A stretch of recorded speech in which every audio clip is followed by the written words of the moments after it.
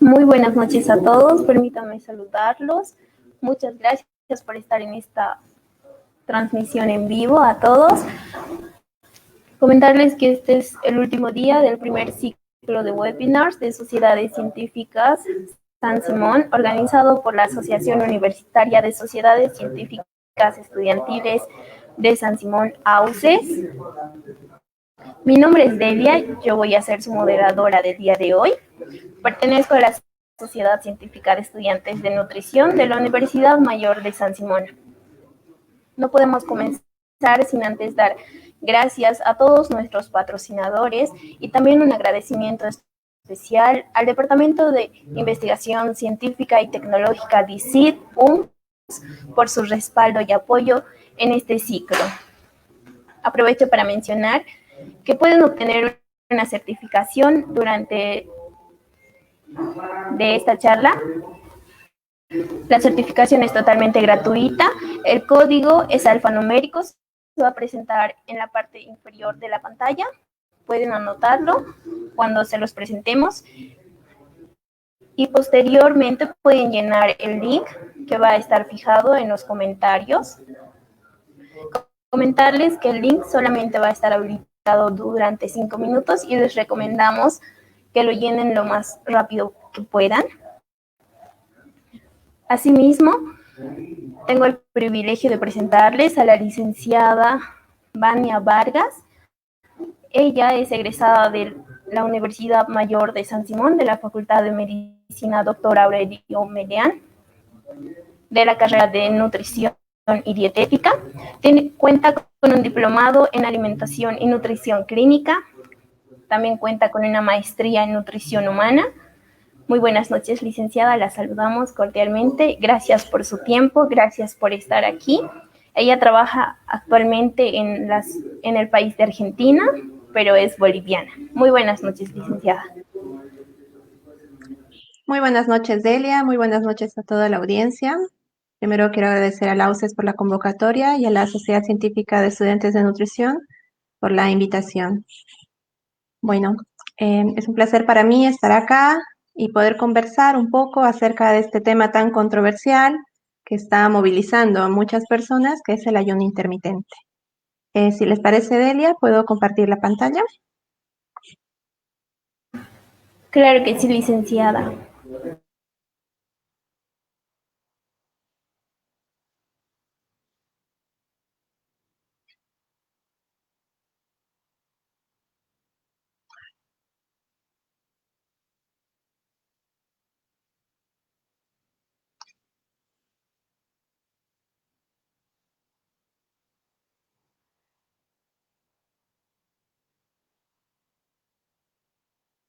Bien, parece que tengo un problema de conexión. Hago la prueba nuevamente de compartir.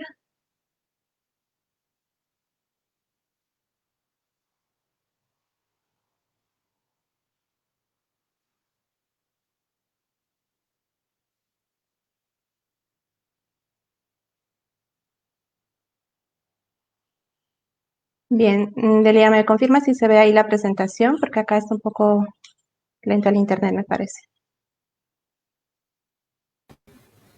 De momento no se puede visualizar la presentación, Lice, pero sí lo puedo volver a intentar. Perfecto.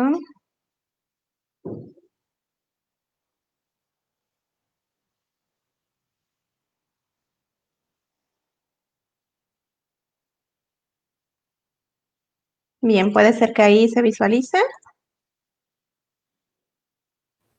Sí, ahora sí, licenciada. Se ve pantalla completa, ¿no? Sí. Bueno, perfecto. Bueno, vamos a conversar esta hora o 90 minutos, veamos cuánto tiempo nos podemos extender. Y hoy les quiero conversar de un tema que es bastante polémico y vamos a tratar de abordarlo desde una mirada totalmente basada en la evidencia, sin caer en radicalismos ni ningún tipo de restricción en tema de información. Así que bueno, el tema se denomina ayuno intermitente y ha sido postulado a sugerencia de los estudiantes de la Sociedad Científica de Estudiantes de Nutrición. Bueno, vamos a empezar conversando qué es el ayuno. Ayuno es una palabra que nos acompaña hace mucho tiempo a lo largo de la historia. Y bueno, vamos a ver que la definición no está muy lejos de lo que nosotros venimos teniendo en nuestra sociedad. Podemos ver que el ayuno, si lo definimos según la Real Academia Española, va a ser simplemente la abstinencia de algún alimento o bebida en un tiempo, ¿no? Nosotros vamos a ver que el ayuno, como forma parte de nuestras vidas, nosotros lo hacemos todas las noches, lo que se llama el ayuno nocturno, que son durante las horas de sueño. También vamos a ver que si buscamos ayuno en Google o en otro tipo de buscadores, vamos a encontrar que a partir de más o menos de los años 1990, por ahí un poco más adelante, es una palabra que ha empezado a buscarse un poco más. Si bien el ayuno nos acompaña durante las horas de sueño a todas las personas, también tenemos alguna relación con esta palabra cuando nos referimos a la relación con la salud. El ayuno suele practicarse como preparación para análisis bioquímicos, para diversos estudios o intervenciones, así que por ahí no es una palabra que está muy alejada de lo que nosotros pensamos. Pero, ¿qué pasa cuando esta palabra se une otro término que se llama el intermitente? Es decir, un ayuno, como tal, dice su nombre, intermitente, que por momentos está presente y por momentos ausente. Es acá que es un poco difícil abordar este tema teniendo dos miradas en una audiencia totalmente mixta. Tenemos por un lado la mirada de la población que se pregunta, ¿qué es el ayuno intermitente? ¿En qué consiste? ¿Por qué es tan popular? ¿Lo puedo practicar yo? ¿Es seguro? Por ahí algunos ya lo practicaron y dicen, bueno, ya lo hice, ¿qué pasa ahora? ¿Tiene beneficios? ¿Si puede hacer daño? ¿Si es verdad que pierden peso? ¿Quién lo puede asesorar? Estas son preguntas que vamos a tratar de responder que van dirigidas hacia la población general y son preguntas totalmente válidas. Y convengamos que hoy por hoy hay mucha información en nutrición. Entonces, estas preguntas las vamos a responder a partir de lo que es la evidencia científica.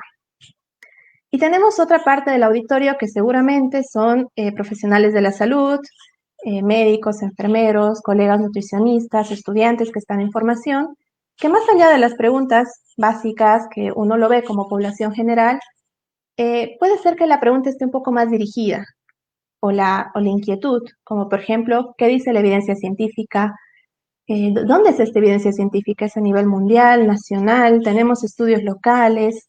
¿Cuál es el nivel de evidencia? Nosotros en todo lo que es la investigación nos basamos en niveles de evidencia. ¿Y cuál va a ser el aporte de este ayuno a la salud? Es decir, ¿aporta algo? ¿Es nuevo? ¿No es tan nuevo? Como vemos, surgen muchas consultas y probablemente no podamos resolverlas todas hoy, pero vamos a tratar de abordar la mayor cantidad de contenido que podamos. Es importante saber también desde el punto de vista del personal de salud si el ayuno es algo diferente o si es algo nuevo o es algo que ya veníamos hablando antes, si tiene indicaciones, contraindicaciones, efectos adversos, si existen protocolos, si los recomiendan como prevención, como tratamiento. Y en resumidas cuentas, ayuno sí, ayuno no. Y muchas veces pasa que nosotros queremos definir una postura sólida y decir ayuno sí o ayuno no. Pero bueno, vayamos viendo que es un tema con muchos matices. Y bueno, para empezar, vamos a definir de una forma sencilla en qué consiste el ayuno intermitente. Y básicamente tiene una mirada en la que el ayuno intermitente, por un lado, busca reducir la ventana de ingesta.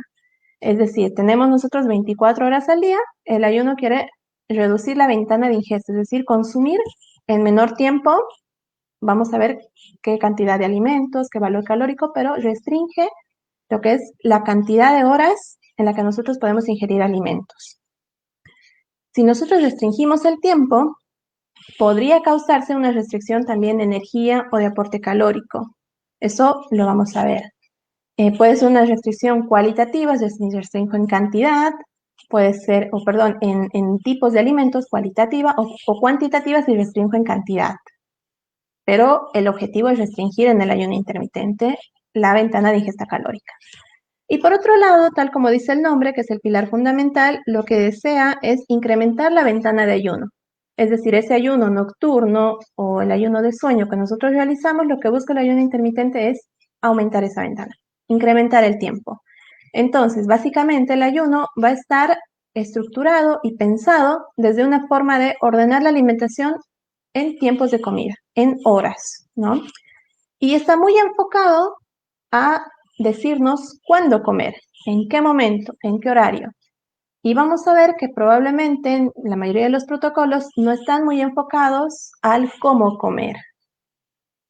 Ahora, ¿en qué momento el ayuno empieza a aparecer, el ayuno intermitente? Bueno, eh, como toda novedad, toda situación de salud que empieza a surgir, básicamente empieza en las redes, en la televisión, en la radio, y vamos a ver que muchos personajes famosos o gente que es seguida por las redes sociales o por diferentes medios, empieza a hablar del ayuno intermitente como una solución para mantener el peso corporal o para disminuir el peso corporal. Y empieza a popularizarse. Entonces, cuando este elemento se empieza a popularizar, no tenemos que olvidar el contexto en el que se está popularizando. Actualmente, nosotros, eh, como, como sociedad, como mundo, desde 1975 sabemos que la obesidad se ha triplicado en todo el mundo. Es decir, es una visión muy global. Esto lo dice la OMS en el último informe.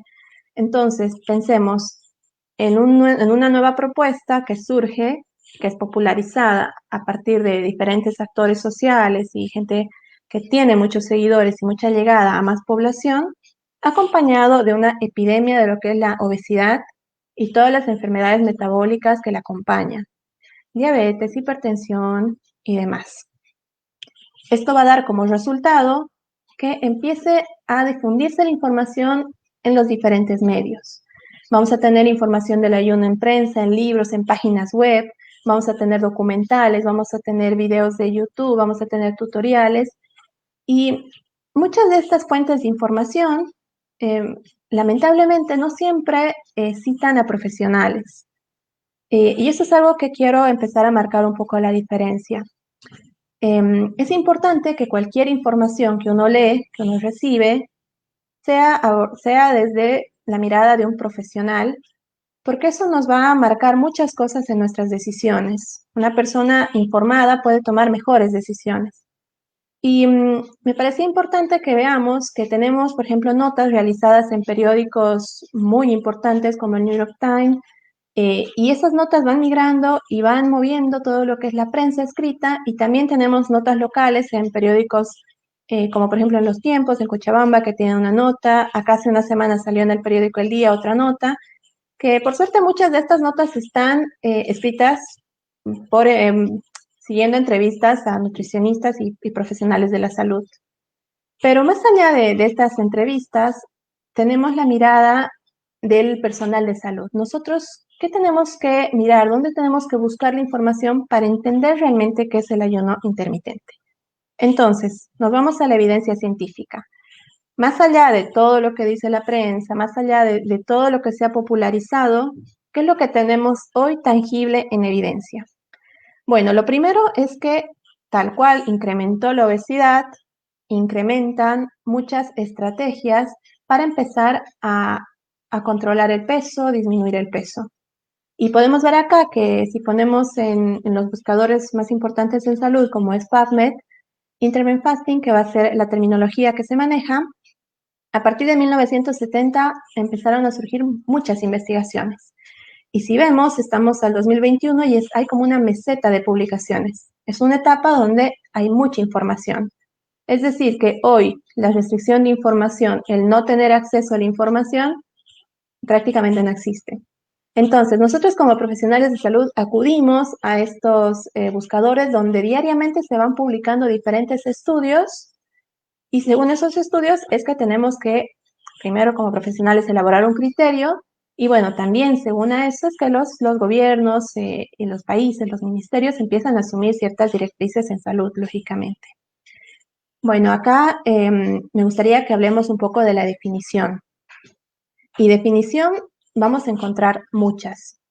Acá les cito dos que me parecen interesantes, que nos dice que el ayuno intermitente, es un régimen que implica restricción energética durante periodos de tiempo específicos. Eso lo veníamos hablando. También tenemos otra definición que dice que el ayuno abarca periodos prolongados que pueden ir de 12, 16 a 48 horas de tiempo con poca o ninguna ingesta energética. Esto se combina con periodos de ingesta normal de alimentos en forma recurrente. Si uno ve estos conceptos, nota un poco de ambigüedad en el tono y en la utilización de las palabras. Y este tercer concepto que encontré me parece un poco más acertado y más específico, que dice que el ayuno intermitente se define como cualquier dieta que incluye un periodo de restricción calórica definido en un 25% menos de requerimiento calórico durante al menos 12 horas al día. ¿Y por qué eso sí es importante? Porque nosotros hablamos de ayuno libremente, pero vamos a ver que es muy difícil definir el ayuno. ¿Y cómo nosotros podemos actuar sobre algo y practicar algo si no lo podemos definir? Entonces, si vemos estas definiciones, hay unas palabras subrayadas, son palabras que son muy controversiales en nutrición. Por ejemplo, régimen dietético estamos hablando de un régimen, estamos hablando de una dieta, estamos hablando de un patrón alimentario, es algo que se puede hacer toda la vida, es decir, no nos termina de completar el concepto. También en esa definición teníamos, por ejemplo, una mirada como contradictoria. Por un lado, algunas definiciones lo denominan dieta y por otro lado lo denominan patrón alimentario o régimen. Bueno, vamos a ver que estos dos términos son completamente diferentes. Por otro lado, todos los tipos de ayuno plantean una restricción calórica y te dicen del 25% o menos en los días de ayuno o en las horas de ayuno. Bueno, 25% o menos, puede ser 5, puede ser 10, puede ser 15, es decir, sigue siendo un poco ambiguo. Ahora, desde el punto de vista nutricional, lo consideramos un régimen hipercalórico en los días de no ayuno, hipocalórico en los días de ayuno, va a ser una dieta baja en hidratos, de dónde se restringe el 25% del valor calórico total, es decir, a expensa de qué nutriente, de todos los nutrientes en forma proporcional. Y vamos a ir viendo que no es tan fácil definir el ayuno intermitente, es por eso que ahora se ha vuelto tan controversial. Pero algo que sí tenemos en todas las definiciones es que evidentemente el ayuno va a restringir energía. Y puede ser total o parcial, 25 menos, dependiendo del protocolo, pero restringe energía. Entonces, en vez de llamarlo ayuno intermitente, sería más apropiado, por ahí nombrarlo, una restricción energética intermitente. Bueno, y toda restricción energética va a conllevar a un movimiento en lo que es el balance energético. Es decir, cuánta caloría ingiero al día, cuánta energía y cuánto gasto en actividad, en movimiento. Y si esa balanza energética, ese balance energético tiene movimiento, el peso va a tener movimiento como consecuencia. Por ahí eso es una mirada muy simplista. Existen otros factores que igual afectan la pérdida de peso, pero hoy vamos a hablar básicamente de lo que es la restricción calórica. Entonces, si hablamos de restricción calórica, pensemos en la información que ya manejábamos. Hablamos de restricción calórica cuando nosotros planificamos una alimentación para cualquier persona o paciente donde el objetivo es un descenso de peso. Entonces, sabemos que la restricción calórica típicamente se disminuye entre un 20 o un 40% de lo que la persona viene consumiendo. Es una valoración de lo que la persona consume al día a través de un registro de 24 horas, un registro de diario de consumo, y de ese valor se disminuye un porcentaje. Este 20 o 40%, si bien parecen igual números muy amplios, están protocolizados en diferentes protocolos de atención para lo que es el manejo del sobrepeso y la obesidad. Así que uno puede acudir a uno de estos protocolos.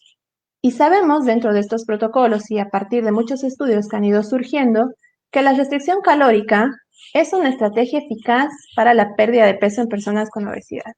Es decir, no hay duda que si nosotros restringimos la ingesta calórica, acá sería convencional, es decir, continua, todos los días, un poco de lo que necesita, la persona va a tener un descenso de peso. Y si ese descenso de peso es del 5%, se ha demostrado que además del descenso de peso también van a empezar a cambiar las concentraciones plasmáticas de lípidos, colesterol total, lipoproteínas, van a disminuir probablemente los niveles de triglicéridos, va a existir una reducción en la presión arterial, va a reducir lo que es la proteína C reactiva, es decir, los marcadores de inflamación, además reducen los niveles de insulina, glucosa, biomarcadores, y bueno, tiene un impacto todo esto en lo que va a ser la longevidad y la salud. Es decir, son cosas que han sido demostradas y probadas ya hace bastante tiempo, en base a las cuales hoy existen protocolos de atención en diversas instituciones. Ahora, acá es importante marcar algo, que la restricción calórica disminuye, hemos dicho, de forma significativa el peso corporal, pero cuando uno empieza a mirar el ayuno intermitente, lo que ofrece es por ahí una mayor adherencia, es lo que plantean algunos estudios. Es decir, que se piensa mucho que si la restricción calórica convencional probablemente eh, pueda ser mejor o igual al ayuno intermitente, es decir, no está muy claro. Eso lo vamos a abordar en la siguiente diapositiva. Bueno, sabemos que con la restricción calórica diaria, uno puede, en un plazo de 4 a 12 semanas, se puede producir una pérdida hasta del 5 al 8% del peso. Y la restricción calórica ha sido estudiada en periodos más largos, de 13 a 24 semanas, y también hay estudios bastante largos que han sido cortes de seguimiento de hasta 6 años. Con esta diapositiva lo que quiero que quede claro es que no hay duda que la restricción calórica es el camino o uno de los caminos más importantes para el descenso de peso en todas las personas que tengan obesidad y sobrepeso. Otra mirada del concepto era la diferencia entre patrón y alimentario y dieta. Y eso también es importante diferenciarlo porque hablamos de un patrón alimentario cuando este patrón representa la totalidad de lo que nosotros consumimos y bebemos en el día. Es decir, todos tenemos un patrón alimentario. Ahora, la evidencia científica ha estudiado 3 tipos de patrones alimentarios que si las personas los siguen, van a tener, por ejemplo, mejoras en lo que es la prevención de enfermedades crónicas no transmisibles, como por ejemplo diabetes, obesidad. Y entre estos patrones, uno muy estudiado ha sido la denominada dieta mediterránea, que ha sido estudiada a partir del estudio Predimed, que es un estudio que incluyó más de 7.000 pacientes y tuvo 6 años de seguimiento. Este patrón de dieta es dieta mediterránea por el nombre, pero es un patrón alimentario. Lo que nos dice es que si una persona sigue ese patrón, va a tener una alimentación saludable y una vida saludable. Otro patrón que surgió mucho anterior a la dieta mediterránea es la dieta DASH, que esta surgió ante la necesidad de disminuir o detener los valores de hipertensión en la población de Estados Unidos. Bueno, esta dieta ha sido estudiada en diferentes situaciones y se lo consolidó como un patrón alimentario. Es decir, que si uno sigue las indicaciones y las recomendaciones de la dieta DASH, también va a ser eficaz para disminuir la presión arterial, los niveles de lípido en sangre y en última instancia todo lo que es la enfermedad cardiovascular. Y últimamente un nuevo patrón alimentario, bueno, no tan nuevo, pero que ha tenido mucha evidencia que la ha respaldado y con estudios muy importantes han sido los patrones de dieta vegetariana. Es decir, que si una persona sigue una dieta vegetariana orientada y planificada, obviamente por un profesional de la salud, puede ser adecuada para proveer beneficios a la salud. Entonces, tenemos la mirada de patrón y la mirada de dieta. Cuando hablamos de dieta, acá surge lo que es el concepto de ayuno intermitente. Y bueno, diversos estudios científicos indican que el ayuno intermitente mejora la salud de los pacientes que lo realizan. Y bueno, se sustenta en que nosotros, si pensamos en una época antigua en la que no había una disponibilidad de alimentos todos los días, 24 horas, no teníamos una disponibilidad calórica tan alta como la tenemos hoy, Entonces, por ahí el ayuno intermitente lo que hace es brindar esta herramienta de tiempo para que la persona pueda restringir estas calorías, con periodos alternos de ayuno y de alimentación. Entonces, el ayuno se lo plantea en muchos estudios como una dieta. En algunos otros estudios un poco más conservadores, se los plantea como una herramienta, es decir, una herramienta más para proponerle a aquel paciente con sobrepeso u obesidad que requiera un descenso de peso. Bueno, por ahí hasta ahora parece un poco confuso, pero algo que es importante es que un patrón alimentario es algo que yo puedo sostener en el tiempo. Puedo sostenerlo y puedo enseñarlo a mi familia y mi familia lo va a poder mantener. Y si sigo alguno de estos patrones, y bueno, seguramente podemos encontrar algunos otros más en la bibliografía, voy a tener una vida saludable. Una dieta tiene la mirada de que tiene un inicio y un final. Y bueno, ¿qué pasa después? Es lo que vamos a ver en la siguiente diapositiva. Entonces, entrando un poco más en tema, el tipo de ayuno intermitente. Existen en la bibliografía una clasificación un poco sencilla, 5 tipos de ayuno. El primero es el ayuno completo en tiempos alternos, es decir, un día consumo alimento, un día no. ¿De acuerdo? Días alternos, un día sí, un día no. El otro es el régimen de ayuno modificado, es decir, 5 días a la semana consumo lo normal y 2 días no consumo alimento. Estos 2 días la evidencia dice que no tienen que ser consecutivos. La alimentación con restricción de tiempo es aquella que ha tenido un poco más relevancia y es aquella que en el mismo día restringe el periodo de la ventana de ingesta. Es decir, en un ayuno, por ejemplo, 16-8, lo que yo haría es ayunar 16 horas y consumir alimentos las 8 horas restantes del día. En un ayuno 12-12, ayuno 12 horas y consumo alimentos las siguientes 12 horas. Bueno, el ayuno, vamos a conversar del primer ayuno, que es el ayuno completo en días alternos. Esto implica días en los que se come y días en los que no se come, ¿no? O se ayuna, por ejemplo. Bueno, es un método que claramente restringe la energía en los días en que no se ayuna. Algunos protocolos plantean que tiene que ser restringida menor al 25%. Esto sugiere, este tipo de ayuno sugiere un poco de cumplimiento al régimen, es decir, que por la naturaleza periódica hay algunos estudios que demuestran que puede mitigar el hambre constante, entonces puede ser un poco más llevadero en el tiempo. Sin embargo, muchos de los estudios no han podido determinar específicamente cómo ha sido el hambre y la ansiedad en estos pacientes. Bueno, presenta obviamente mejoras moderadas en el peso, y una disminución de la glucemia en ayunas y también de los valores de insulina. Acá les presento un estudio, bueno, que hizo un análisis de varios estudios, donde vamos a ver que efectivamente las personas que se sometieron a estos ayunos en días alternos mejoraron los valores, como bien decíamos, de lo que son los valores metabólicos, los que son los valores, el perfil lipídico, pero algo que es un poco controversial en este tipo de estudios y de evidencia es que las muestras son muy pequeñas. Los Ns con los que se trabaja suelen ser Ns de menor de 30 a 40 personas, por lo tanto se consideran evidencias un poco de baja calidad. Así que bueno, este sería el ayuno completo en días alternos. El siguiente ayuno es un régimen modificado o lo que se llama la restricción energética, que se consumen 5 días, lo que se llama ad libitum o decir a voluntad, uno consume como libremente lo que desea comer y luego existe 2 días donde tiene que haber un ayuno que tiene que cubrir máximo el 25% de las necesidades energéticas. Este término de ayuno se va a utilizar para describir el periodo, digamos, ¿no? De restricción. Y bueno, acá, ¿qué tenemos en la evidencia? Bueno, hay bastantes estudios que muestran que cuando uno hace este tipo de ayuno, existe una mejora en los marcadores inflamatorios, incluida la proteína C reactiva.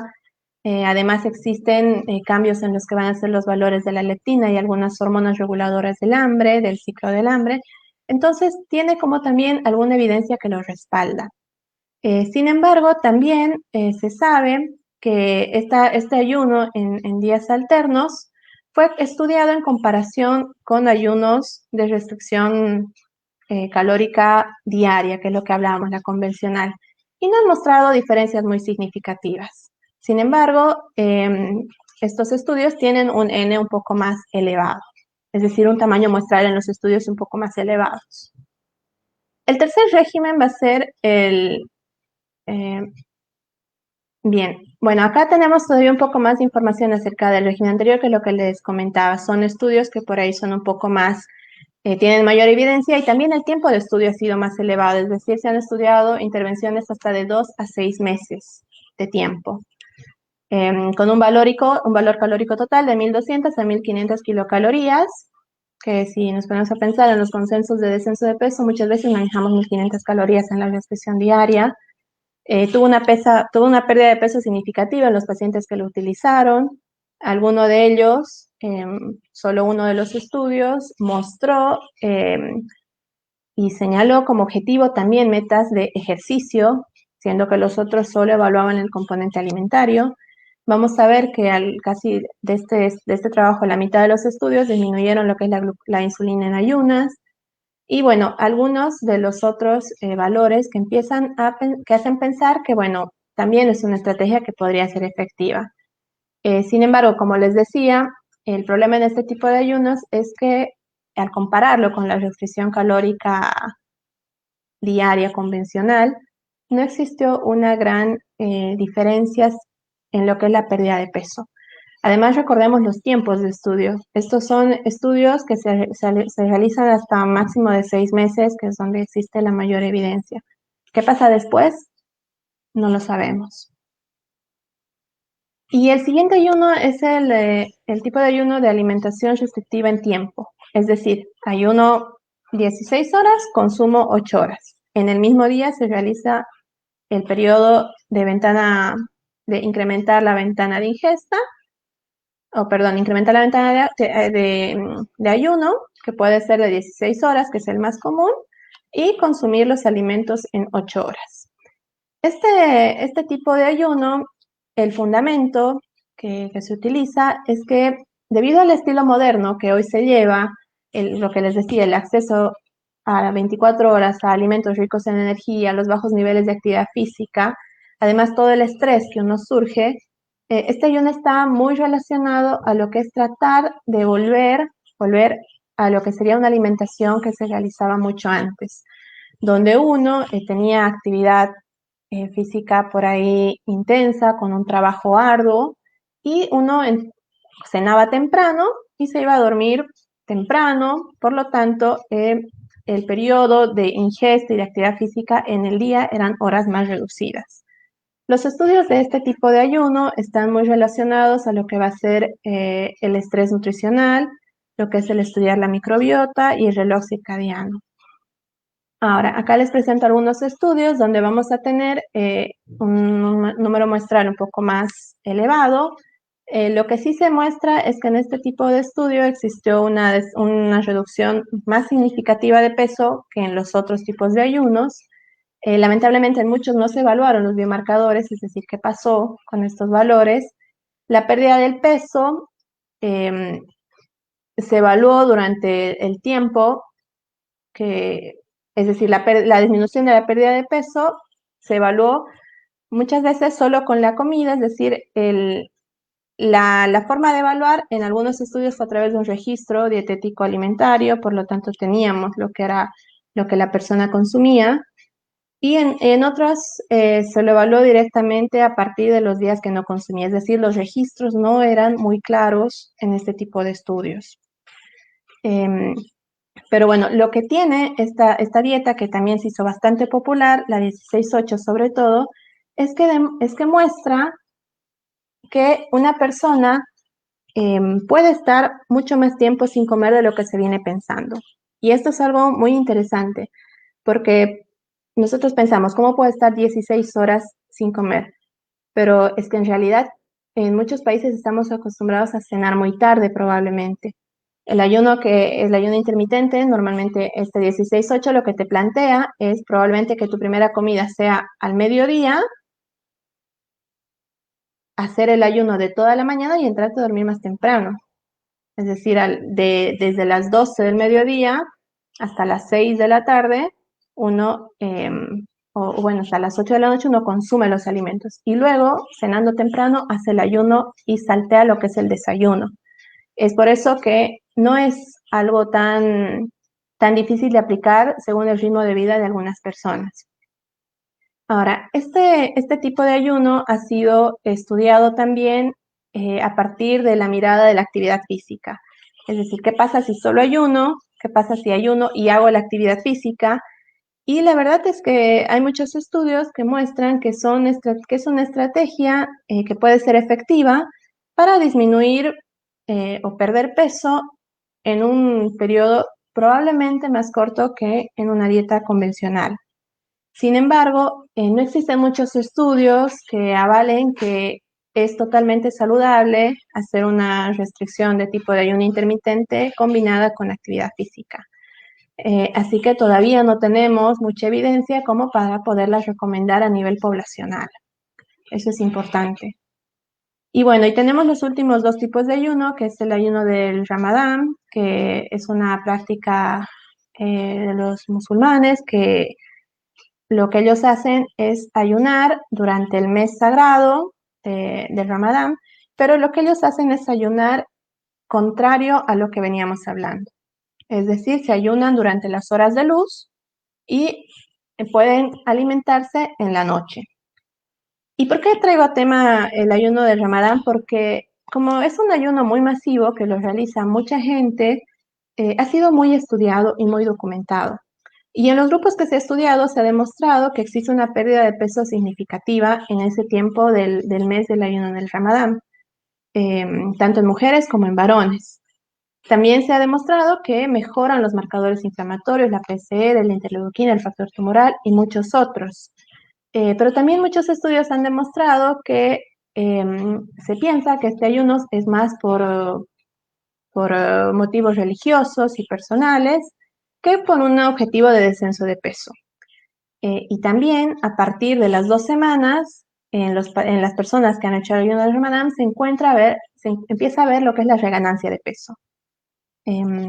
Así que bueno, es muy interesante porque también este ayuno ha sido estudiado en deportistas que durante ese mes del Ramadán, los deportistas de élite continúan con sus actividades.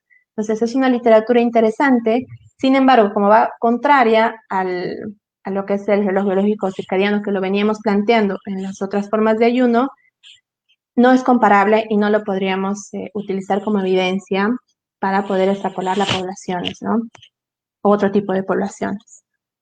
Ahora, entonces, ¿qué pasa? Luego de analizar los tipos de ayuno, vamos a ver que hay muchos efectos que se los asocian. Uno de ellos es la evidente pérdida de peso corporal. Eso lo hemos visto en los diferentes tipos de ayunos. Van a haber cambios en el perfil lipídico, se modifican lo que son algunas lipoproteínas, disminución de colesterol, triglicéridos.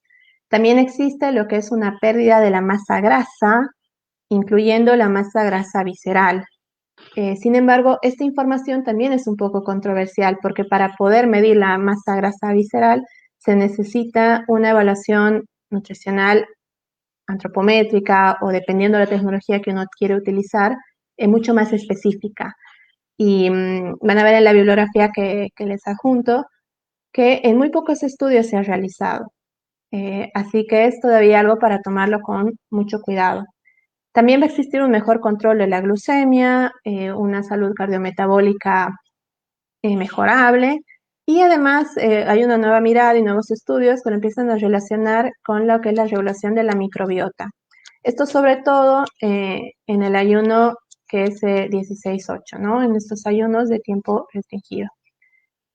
Bueno, pero pensemos un poco, este ayuno intermitente y todos estos beneficios que ahora estamos viendo, los cuales están asociados y documentados, muchos de ellos documentados en estudios basados en roedores principalmente, y que luego han sido estudiados en poblaciones humanas, probablemente en grupos más chicos, pero que tienen una cierta evidencia. Entonces, a partir de estos efectos positivos, claramente se ha empezado a masificar lo que es la práctica del ayuno. Pero, bueno, ¿Qué pasa con el ayuno en la población general? Es decir, cuando uno empieza a hacer este tipo de estrategia o de herramienta o de dieta, como cada uno lo pueda llamar, porque hemos visto que no existe una definición clara, pero un patrón alimentario sabemos que no lo es. Vamos a ver que, por ejemplo, el ayuno ha sido muy estudiado en patologías, sobre todo en el sobrepeso y la obesidad, porque es como existe una epidemia de esta enfermedad, ha sido muy estudiado específicamente en esta enfermedad.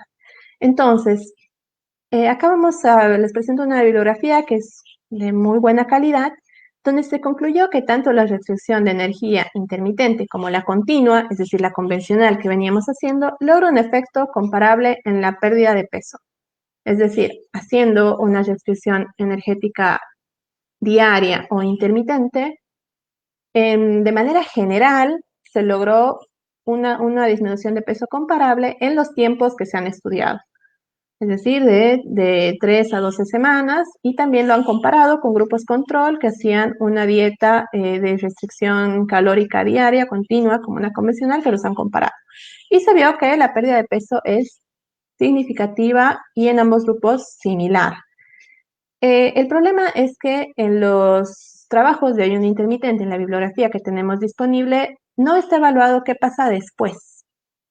¿Qué pasa después de esos 6 meses? En cambio, en los trabajos que han estudiado lo que es la restricción calórica continua, sí se tiene evaluado qué pasa después, porque son cortes que han trabajado aproximadamente 6 años y en los cuales está basado en evidencia científica y tenemos guías y protocolos. Entonces, es importante evaluar un poco los tiempos de los estudios.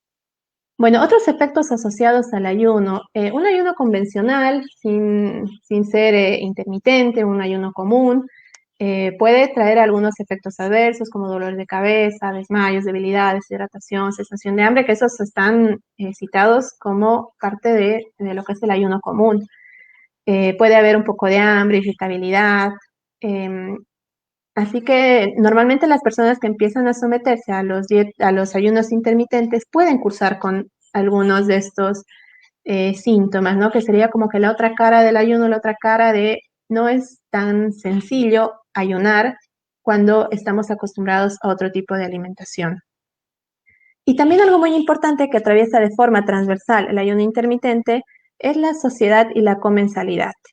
Em, Hay que ver si se mantiene, si se pierde, cómo se maneja.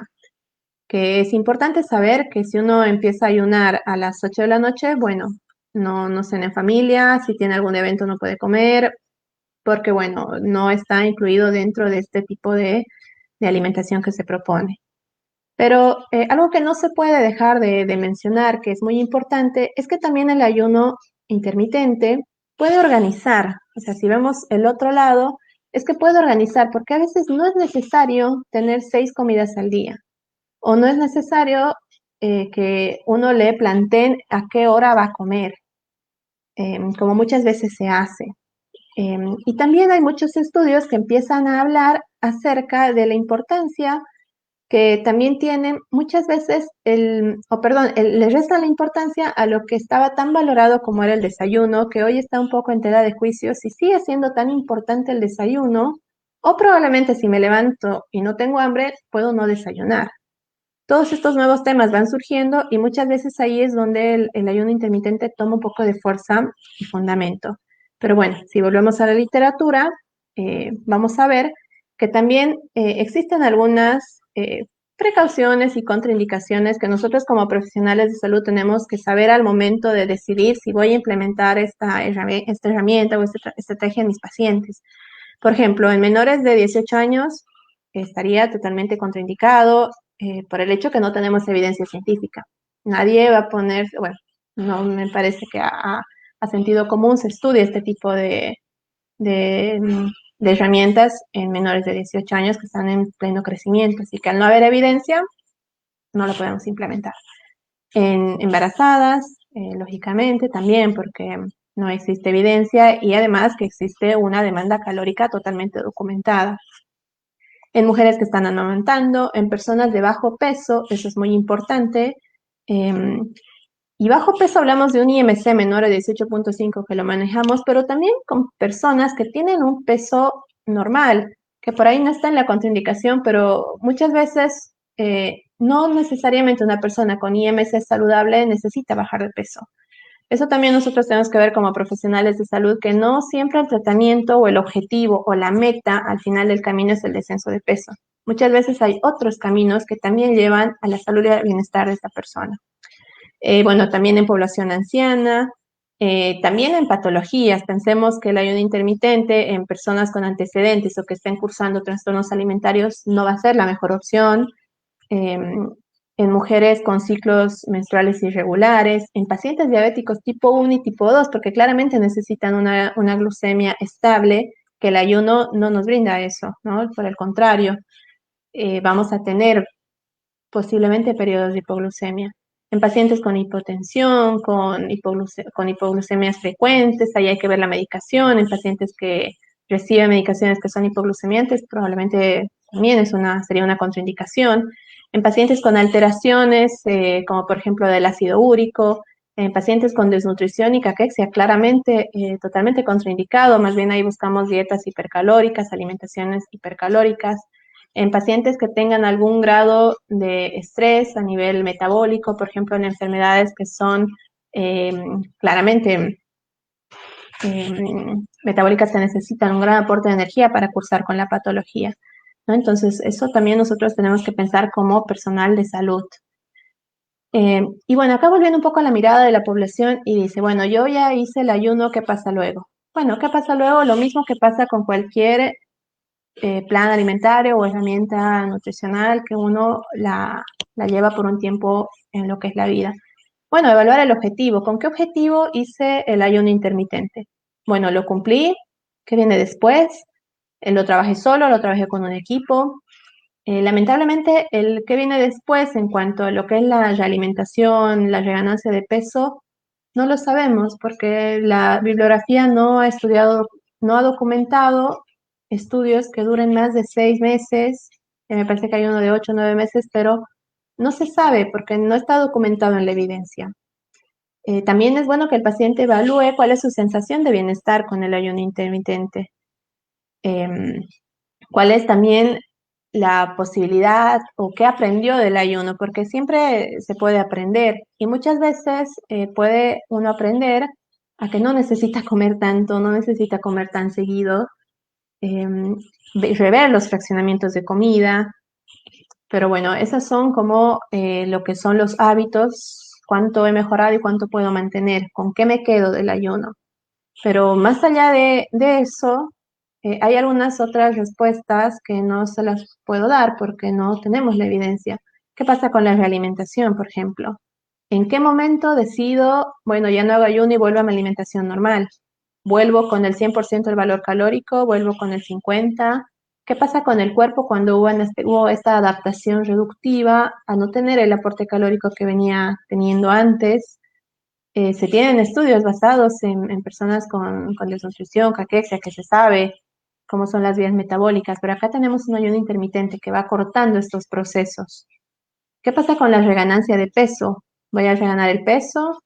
Si durante el ayuno podía hacer actividad física, ahora la puedo mantener y como que equilibrio. Es decir, no tenemos muchas respuestas.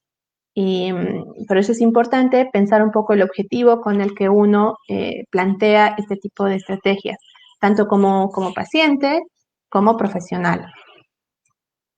Y bueno, algunas recomendaciones. Primero, siempre buscar un asesoramiento profesional de un licenciado matriculado. Pueden conseguir los datos en los colegios de nutricionistas, clínicas, consultorios, porque es importante que en cualquier plan alimentario, ya sea para un patrón o una dieta, uno esté acompañado.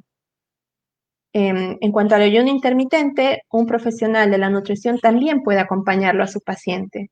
No es que nosotros estamos sesgados y cerrados a la implementación de estos nuevos protocolos, pero siempre con el paciente informado y sabiendo que no le puedo garantizar la efectividad del tratamiento.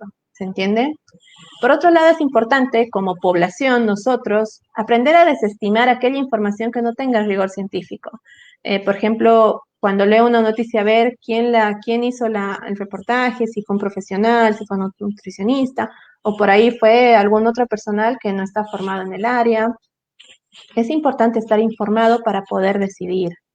Y ahí la tercera recomendación es hacer valer su derecho a la información. Si alguno de ustedes quiere hacer el ayuno intermitente o lo ha practicado y va a un nutricionista y le propone, hacer que lo informe, ¿no? Que le diga, bueno, mira, vamos a trabajar de esta forma, esto se maneja así, estos son los posibles riesgos, posibles consecuencias, posibles beneficios. eh, bueno, no sé cómo podría ser la ganancia de peso o lo que es la realimentación, pero seguramente el profesional lo va a poder manejar y va a ver si él decide afrontar esta situación, ¿no? Junto con el paciente. Y siempre un paciente informado, una persona informada va a tomar una mejor decisión. Entonces está muy bueno que tengamos esta oportunidad de difundir toda la información del ayuno. Otra cosa importante es que ningún profesional les puede garantizar la efectividad del tratamiento, ni de este ni de cualquier otro. Así que no caigamos en radicalismos, en que con esto vas a bajar, vas a estar mejor, vas a estar bien, porque no lo saben, no hay evidencia. Así que pensemos un poco esa mirada. Por otro lado, la experiencia personal de alguien no es evidencia científica. Que le haya ido bien a su familiar, a su amigo, a otra persona, no significa que le puede ir bien a otro. Y bien, entre comillas, porque falta ver lo posterior, que puede ser muy bueno, pero por el momento no tenemos evidencia, así que no lo podemos recomendar. Ahora, otra cosa, algunas otras recomendaciones ya para ir cerrando, recomendaciones para colegas que seguramente me están escuchando y personal de salud. Bueno, trabajar y fortalecer lo que son las redes de equipo, ¿no? Recordar que cuando uno tiene algún paciente que requiere una atención especializada, bueno, que no esté dentro de mis competencias, derivar. Y esto es muy importante porque cuando hablamos de las contraindicaciones de pacientes con, por ejemplo, que cursen o que estén con un trastorno alimentario, o pacientes que tengan alguna enfermedad, algún valor en el laboratorio que por ahí no sea lo recomendable que haga un ayuno intermitente o cualquier otro tipo de dieta, por ejemplo, eso solo va a ver el profesional. Si ustedes acuden a una persona que no es profesional, esas cosas probablemente no las vea y a largo plazo puede tener más perjuicio. Entonces, es por eso que es importante entre profesionales fortalecernos, ¿no? Y saber hasta dónde llegan mis incumbencias y dónde tengo que derivar. Acá va a ser importante informar al paciente de cualquier tratamiento, no solo de la intervención nutricional, de cualquier otro que tengamos para poder saber que es una decisión también compartida, ¿no? Y bueno, recordar que cualquier intervención profesional tiene que estar basada en la mejor evidencia disponible. Así que hay mucha evidencia en el ayuno intermitente. Yo acá les mostré algunas, que algunos son estudios que están muy a favor, otros muy en contra, pero la idea es brindar una mirada general para que luego cada uno de ustedes pueda decidir. Bueno, ¿y qué es lo que sigue? Las investigaciones futuras sobre el ayuno van a tener que seguramente tratar de determinar el grado de seguridad, sobre todo en los regímenes a largo plazo, que probablemente esa sea la información que termine de cerrar este tema. Si a largo plazo es seguro y tiene, no sé, los mismos beneficios o mejores que una restricción calórica diaria, probablemente el ayuno intermitente llegue para quedarse. Pero si no se encuentra la seguridad a largo plazo, puede que pase como les muestro en este dibujito, como con la campana de Gauss, que quede como una dieta de moda o intervención de moda. Y eso lo vamos a ver en el tiempo. Además, se desconoce que si el ayuno intermitente produce cambios en la composición corporal. O sea, en todo este tiempo hemos hablado que la persona baja de peso. ¿Pero qué baja de peso? ¿Baja grasa? ¿Baja músculo? Hoy no he querido abordar la parte fisiopatológica porque es un poco complejo para el poco tiempo que tenemos, pero me parece importante que sepan que cuando uno pierde peso, no solo pierde grasa o masa grasa, también puede perder masa libre de grasa.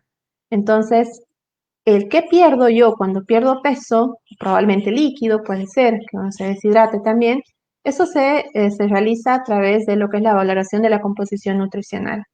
Y muy pocos estudios tienen valorado esta variable. Por lo tanto, es complicado saber si la composición corporal a largo plazo se va a mantener o va a mejorar o qué pasa con los ayunos a largo plazo, ayunos intermitentes a largo plazo. Y bueno, también lo que sigue es todo lo que es el ayuno intermitente y el abanico de patologías en las que se está estudiando. Actualmente se estudia en todo lo que es psoriasis, cáncer, en todo lo que es la parte de inmunidad, crononutrición, bueno, que eso no son patologías, pero también se está empezando a estudiar. Es decir, hay un abanico de muchos estudios que están planteados para pacientes con alguna patología. Que bueno, ahí seguramente la forma de estudiarlo y los estudios tendrán que tener otro tipo de rigor, ¿no? Entonces, habrá que ver.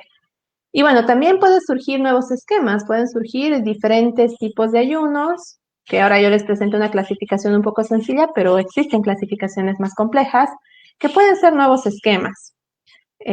Así que bueno, lo que un poco sigue es similar a lo que les muestro acá. No sabemos si se va a generar como una campana de Gauss, que va a ser una dieta de moda y se va a perder un poco, o si se mantiene y se sostiene la evidencia a largo plazo, que bueno, sea algo que pueda llegar para quedarse.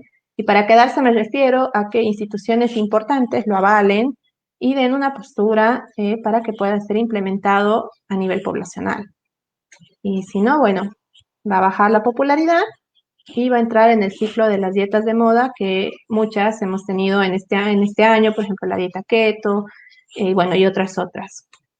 Y ya para hacer conclusiones, una conclusión que me parece muy importante es que el ayuno intermitente sabemos que puede mejorar la salud, pero sin embargo nos faltan algunas investigaciones para defender su uso con fines sanitarios, es decir, con fines de aplicación a salud pública y poblaciones masivas.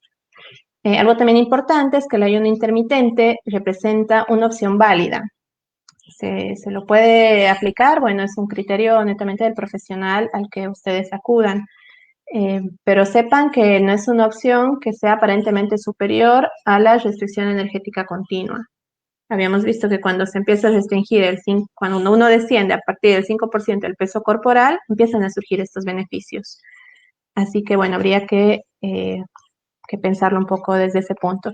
También es importante que, evidentemente, con el ayuno intermitente se pierde peso, se puede perder algún tipo de masa, puede ser la masa libre de grasa o puede ser la masa grasa, y mejorar lo que es todos los parámetros, ¿no? Que habíamos dicho, lo que es la homeostasis de la glucosa, puede reducir el apetito. Sin embargo, no se ha demostrado que la eficiencia de la pérdida de peso sea mayor. Es decir, no se sabe si es tan eficiente como hacer una restricción calórica diaria continua. Algo también importante para concluir es que se sabe que los patrones dietéticos, o lo que habíamos hablado, los patrones alimentarios, sostenidos a largo plazo modifican también el riesgo de las enfermedades crónicas. Se requieren investigaciones clínicas para poder comparar estos dos aspectos, que hasta el momento no han sido comparados. Es decir, qué pasa con los patrones alimentarios versus el ayuno. ¿Cuál es más efectivo? ¿Cuál no? Por el momento sabemos que el patrón alimentario, dietético, modifica y mejora lo que es la protección cardiovascular, ¿no? Y también de otras enfermedades crónicas no transmisibles. Y bueno, también se necesita más evidencia para determinar si el ayuno es eficaz para mejorar la salud en la población general y poblaciones de riesgo. Acá les presento la bibliografía. Les agradezco mucho por el tiempo, estoy atenta a sus preguntas y como último mensaje quiero decirles a todas las personas que deseen hacer algún tipo de intervención nutricional, alguna alimentación diferente, mejorar sus estilos de vida, que siempre acudan con un profesional de la salud, nutricionista, preferentemente matriculado. Así que, bueno, Delia, yo quedo atenta a las consultas. Gracias. Muchísimas gracias, licenciada. Felicitarla por la gran exposición. Tenemos unas cuantas preguntas de parte de los participantes. La primera es, ¿cómo influye el hacer un ayuno prolongado con los niveles de insulina que generamos y con el tiempo para metabolizar los alimentos? ¿No retardaría este proceso? Bien, ayuno prolongado versus la aplicación de la insulina. Bueno, ¿qué es lo que pasa fisiológicamente cuando existe el ayuno? Bueno, recordemos que cuando uno ingiere alimentos, estos alimentos se van a metabolizar en forma de glucosa y van a ser absorbidos. Para ser absorbidos y poder ingresar a la célula y ser funcionales y activar la energía, se necesita la insulina. Entonces se libera la insulina, que es como una puerta que abre las células y hace que entre todo el azúcar. Ese es el ciclo regular, ¿no? Luego de las 2 horas, ese azúcar tiene que entrar a valores normales para pensar que no es una persona, por ejemplo, diabética. Pero, ¿qué pasa en el ayuno prolongado? Y bueno, acá prolongado es un poco igual difícil, porque tenemos el ayuno de, por ejemplo, el que es de 16 horas, tenemos el ayuno que es de todo el día, tenemos el intercalado, pero bueno, de manera general, ¿qué es lo que pasa? Cuando existe un ayuno prolongado, lo que pasa es que la insulina se libera, entra el azúcar a la célula y luego la insulina empieza a bajar, ¿no? Porque ya hizo su trabajo. Entonces, esta glucemia también va a empezar a bajar el azúcar en sangre porque no estamos ingiriendo alimento. Al disminuir el azúcar en sangre, el cuerpo necesita nuevamente azúcar en sangre. ¿Por qué? Porque el encéfalo y muchos órganos blandos funcionan a base de azúcar. Entonces, ¿qué va a pasar? Se activan diferentes vías metabólicas. Y una de ellas es que va a empezar a haber azúcar en sangre a partir del glucógeno. Este glucógeno empieza a salir a la sangre como glucosa para mantener estos niveles y dar vida a estos órganos nobles. Ahora, cuando este glucógeno está saliendo, tiene su límite. Va a trabajar 16, 18 horas y no, o sea, es como que el límite de trabajo. Ahí el glucógeno ya no puede continuar su trabajo. Entonces, evidentemente los valores de insulina van a seguir bajando. ¿Por qué? Porque si nosotros estamos empezando a sacar azúcar desde otra forma que no es la vía, o sea, no es la ingesta, este azúcar que sale va a hacer que también la insulina, se requiera menos insulina. Por eso es que en el ayuno intermitente los valores de insulina empiezan a bajar en ayunos prolongados. Y si pensamos en ayunos mucho más prolongados, más allá de las 16 horas, por ejemplo, en el ayuno de día completo, ¿cómo va a continuar este ciclo? Una vez que la insulina, una vez que la insulina terminó su función y que el glucógeno empezó a sacar azúcar, empezó a generar azúcar para poder mantener todo este círculo, va a empezar a necesitar más energía, que el glucógeno ya no se la puede proveer. Entonces va a empezar a buscar otras fuentes, como por ejemplo, por un breve momento las proteínas y luego pasamos a fuentes lipídicas para poder continuar con la energía. ¿Y qué pasa en mientras tanto con la insulina? Bueno, los niveles de insulina siguen bajando. Es por eso que también se ven beneficios en los que va a ser, por ejemplo, la resistencia a la insulina, se lo atribuye mucho a la prevención de enfermedades como la diabetes y enfermedades cardiometabólicas, porque bueno, es algo que evidentemente pasa. No sé si respondí su consulta, si no, quedo atenta. Claro que sí, licenciada, muchas gracias por la respuesta. La segunda pregunta es, ¿por qué en personas que padecen enfermedades tiroideas estaría contraindicado el ayuno intermitente? Bien, yo no lo había mencionado lo de las enfermedades tiroideas porque es un poco controversial. Sin embargo, recordemos que en lo que es todo lo que es la tiroides se forman muchas hormonas, digamos. Entre ellas tenemos las T3, las T4, pero también tenemos algunas hormonas del crecimiento. Y cuando tenemos problemas de tiroides, estas hormonas desregulan lo que es el gasto y la ingesta de energía. Es por eso que muchas personas que tienen hiper o hipertiroidismo, es decir, alteraciones dentro de las funciones de lo que es la tiroides, tienen muchos más problemas al mantener el peso, en la estabilidad del peso. Normalmente en este tipo de personas lo que se propone es que un pilar fundamental es la alimentación, pero otro pilar muy fundamental en todo paciente con alteración de lo que es la glándula tiroidea es la actividad física. Y en ayuno intermitente recordemos que la mayor parte de la evidencia científica está basada en cuándo comer, en qué tiempo, en muy poco en qué comer y casi nada si puedo comer y hacer ejercicio. Al no tener una evidencia clara, estaría también contraindicado en personas con alteraciones de la tiroides. Muchas gracias, Lice. La tercera pregunta es, ¿en qué patologías estaría contraindicado este tipo de régimen dietético? Bueno, patologías Primero, todas aquellas que pensemos en que existe un hipercatabolismo que conlleve a la desnutrición. Y en realidad contraindicado por dos motivos. Contraindicamos cuando no tenemos evidencia suficiente como para pensar que lo que vamos a proponerle al paciente le va a causar más daño que beneficio. Y también contraindicamos cuando por sentido común pensamos que esa intervención no es la apropiada. En pacientes con desnutrición o bajo peso, consideramos la desnutrición como una enfermedad, no va a estar contraindicado. Y también en enfermedades catabólicas que estén en una fase aguda y grave.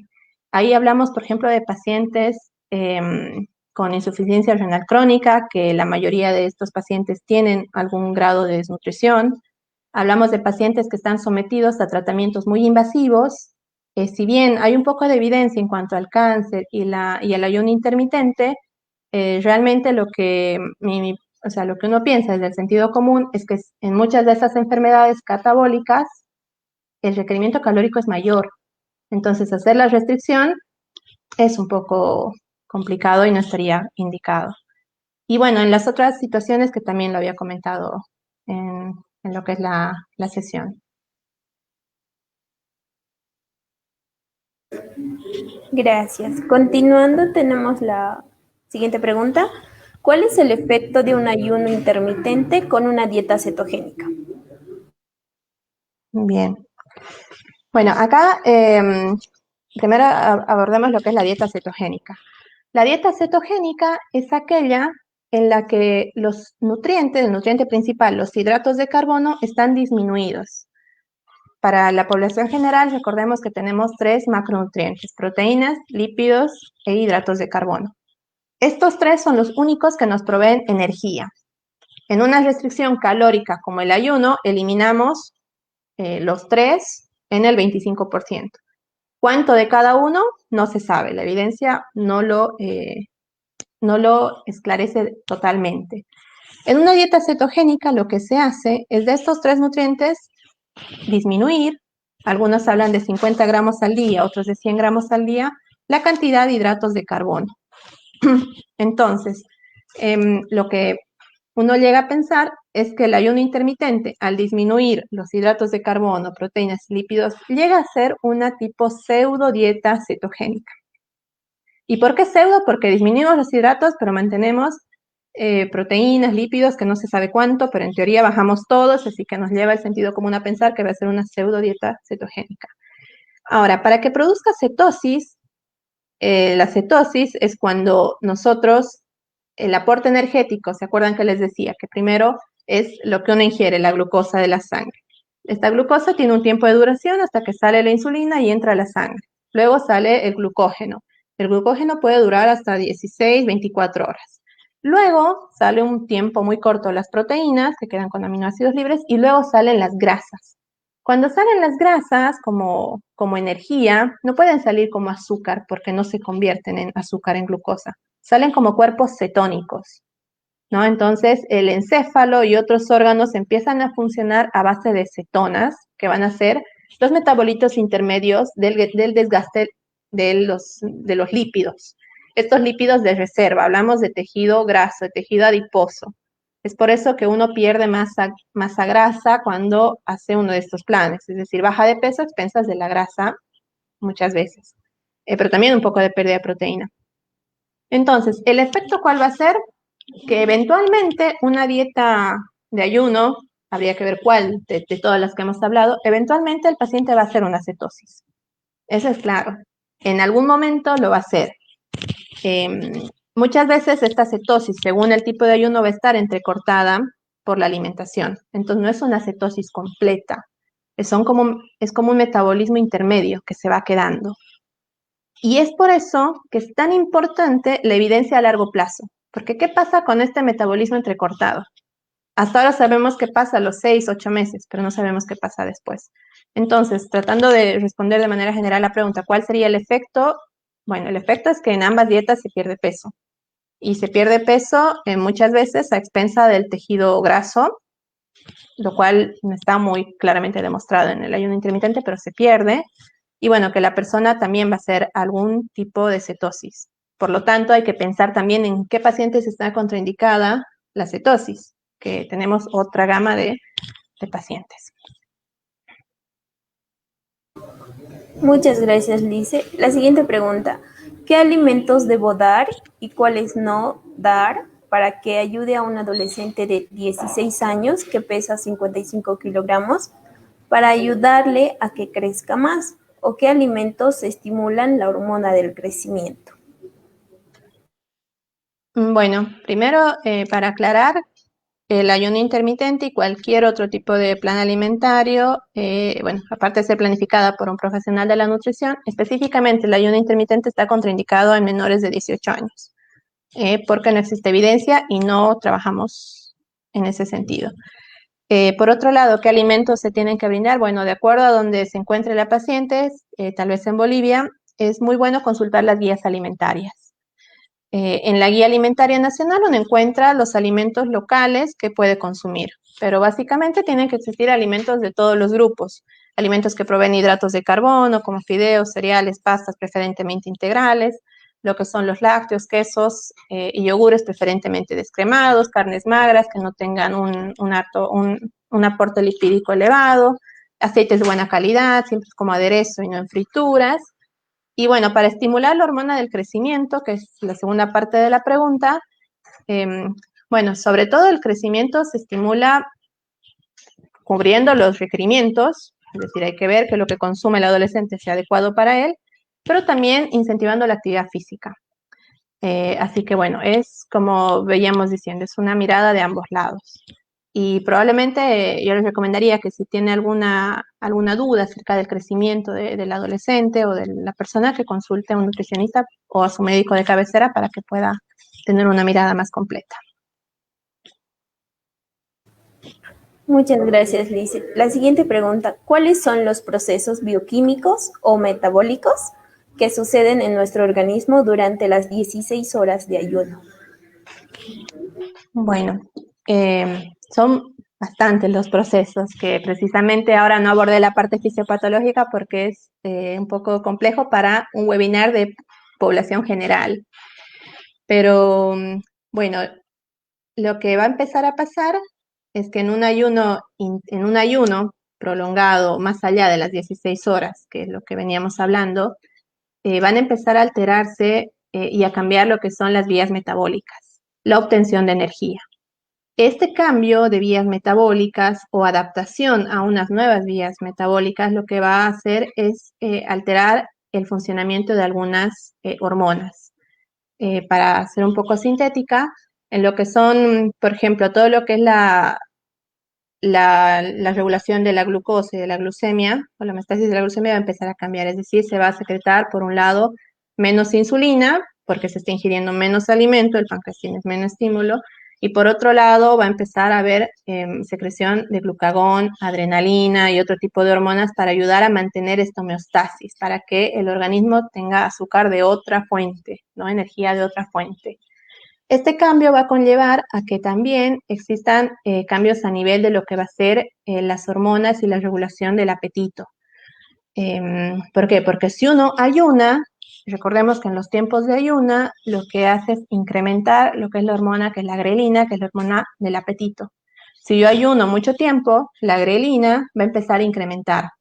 Esta grelina, a medida que incrementa, yo tengo esa sensación de hambre, no de antojo, sino de hambre. Entonces, la grelina cuando aumenta, el paciente más allá de las 16 horas, es posible que curse con episodios de hambre voraz. Esta grelina muchas veces puede ser inhibida o atenuada cuando es un ayuno prolongado, porque empieza el cuerpo a funcionar a base de cetonas, que recuerdan que decíamos que eran los metabolitos que venían de la grasa.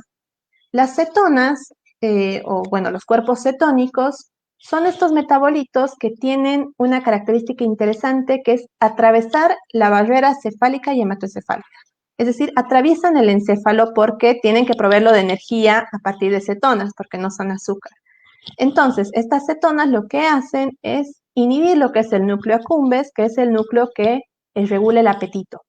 Es por eso que luego de un periodo de ayuno, se dice que esto puede tardar entre 7 días, 6 días, dependiendo, como que la primera semana es bastante complicada para el paciente que hace ayuno intermitente, luego existe una adaptación. ¿Por qué? Porque este núcleo está siendo bloqueado a partir de lo que es la energía de cuerpos cetónicos, no está siendo alimentado con azúcar, que sería lo regular, o con glucosa, perdón. Entonces, bueno, si los cuerpos cetónicos empiezan a bloquear esta sensación del hambre, ¿qué pasa con la grelina?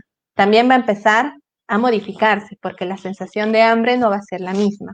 Entonces va a desarrollar otra cascada de modificaciones en los que es el ciclo de recompensa. Y el ciclo de recompensa es aquel que habla de cuando uno siente la necesidad de comer y come con ese gusto, ¿no? O sea, ese ciclo que se va marcando que interfieren muchas hormonas. Por otro lado, eso desde la parte de apetito y los ciclos. Pero también vamos a tener algunas modificaciones a partir de otro tipo de marcadores.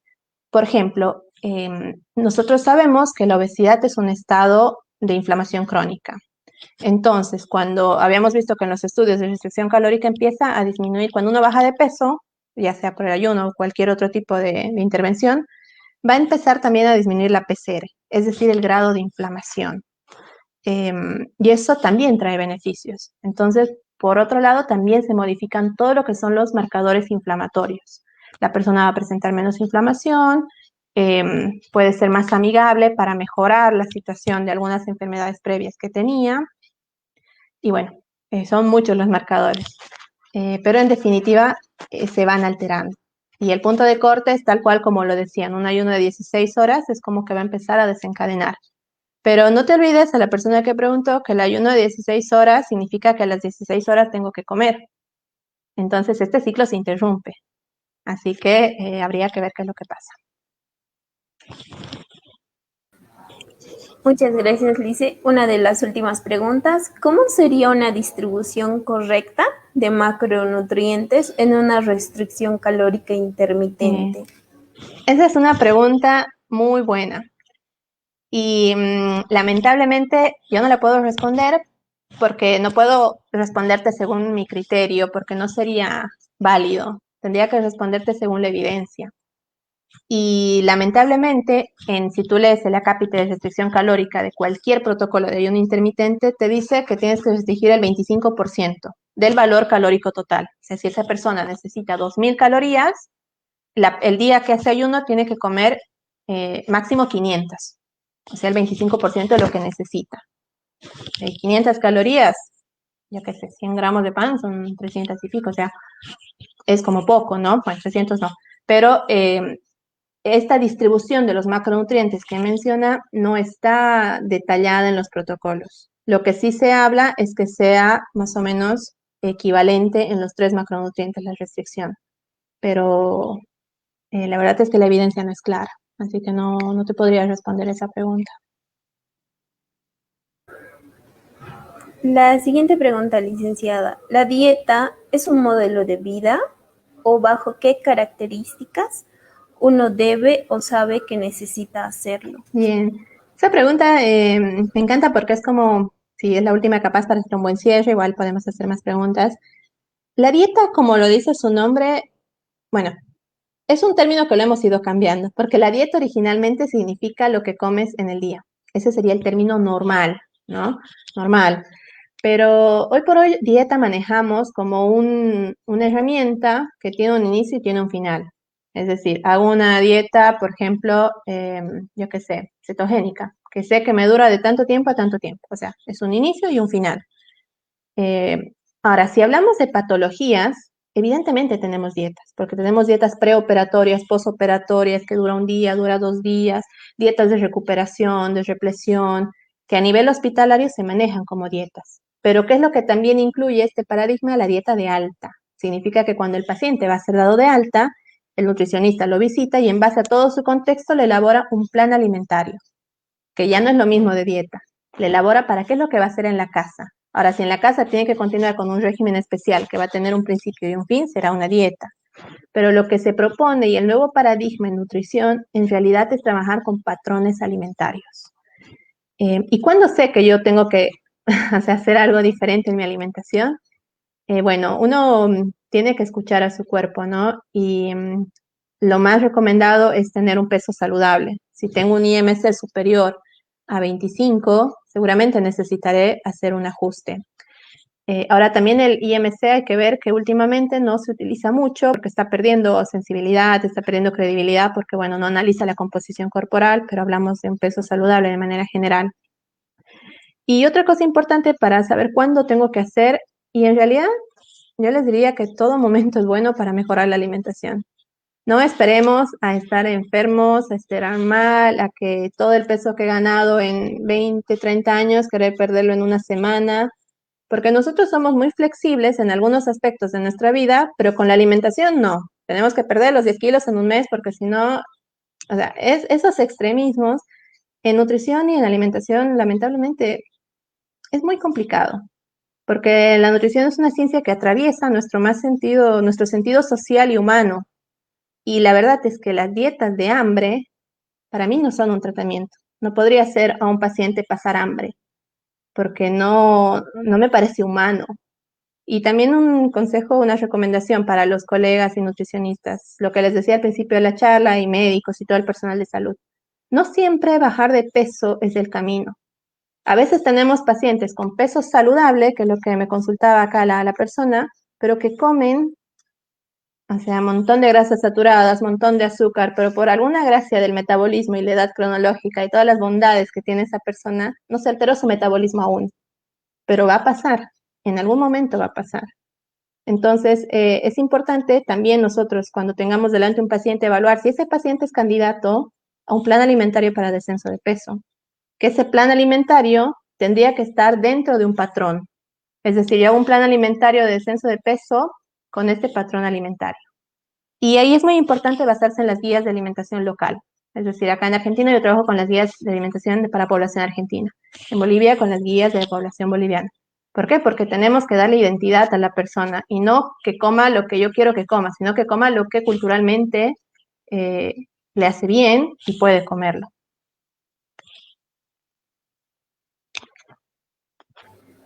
La siguiente pregunta, Alice, esta es la penúltima ya. Está perfecto.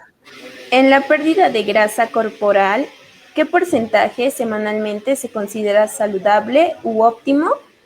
Y si se ayuna por más de 72 horas, ¿el cuerpo se desintoxica? Bien.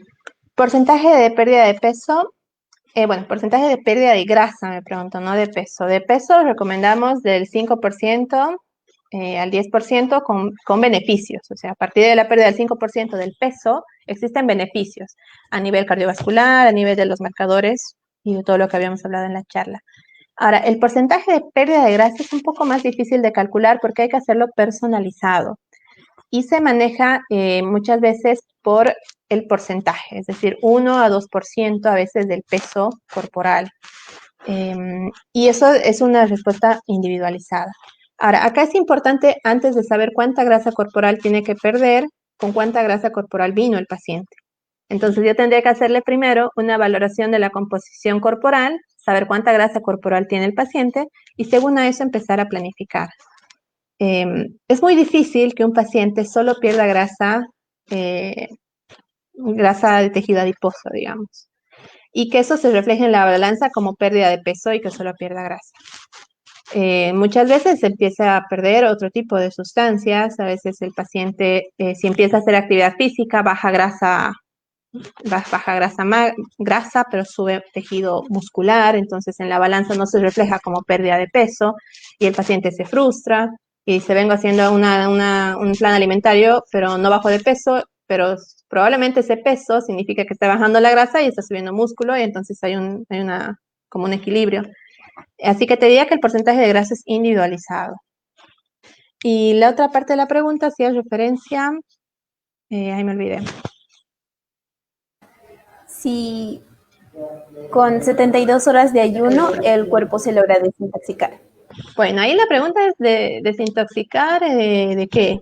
¿No? Recordemos que la desintoxicación de nuestro cuerpo está muy bien planificada y realizada a través de nuestro hígado y de nuestros riñones. Es decir, ellos se encargan de desintoxicarnos, si así es el término, de aquellos nutrientes y sustancias que no nos hacen bien o que son desechos de metabolismo. Por ejemplo, si consumo mucha proteína, la urea, que es el metabolito, se va a eliminar por la orina a través del riñón. Entonces, esa parte de desintoxicación yo la dejaría más a los órganos, digamos, cada órgano con sus tiempos.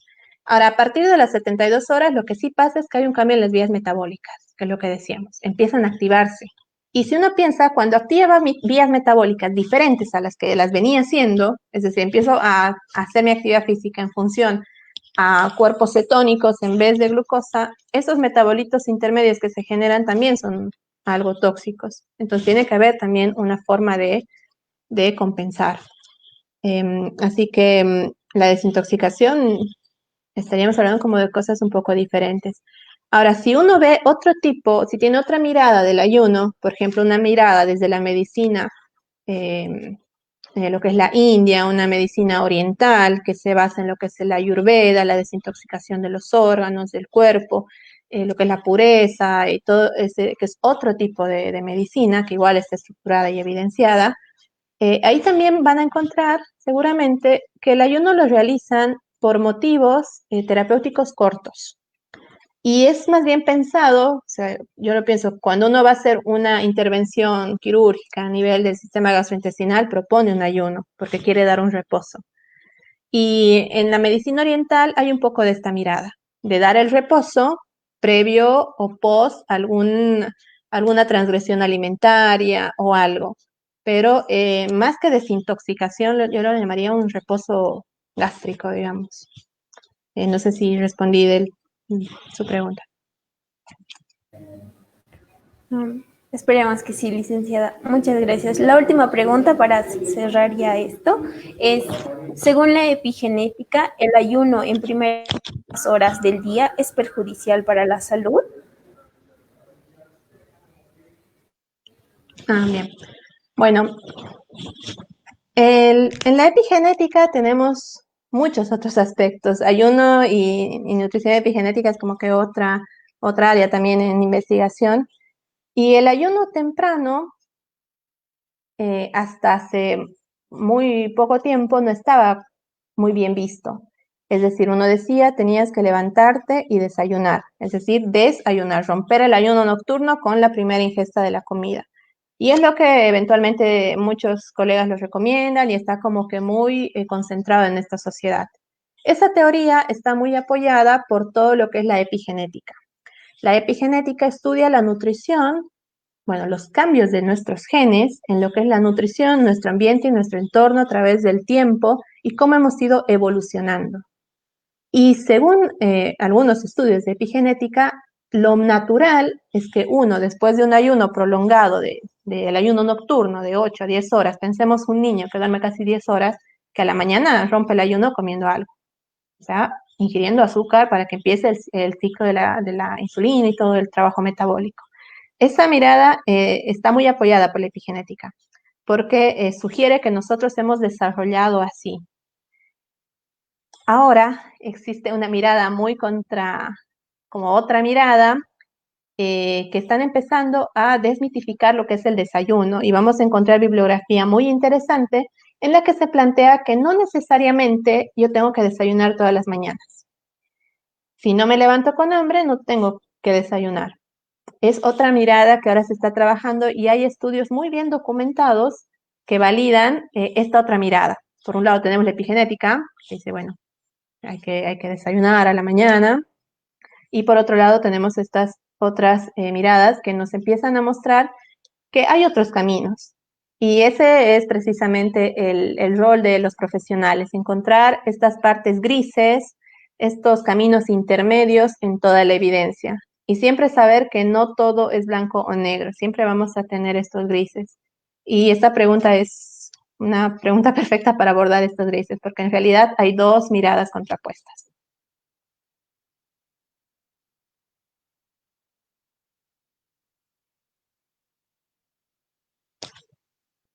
Delia. Sí, Lice, esa fue la última de las preguntas. Muchísimas gracias por su tiempo. Excelente disertación. Saludos a hasta Argentina, desde Bolivia, licenciada. Muchas gracias a todos los participantes de esta charla y nos vemos o nos encontramos en otra próxima oportunidad. Tengan una buena noche.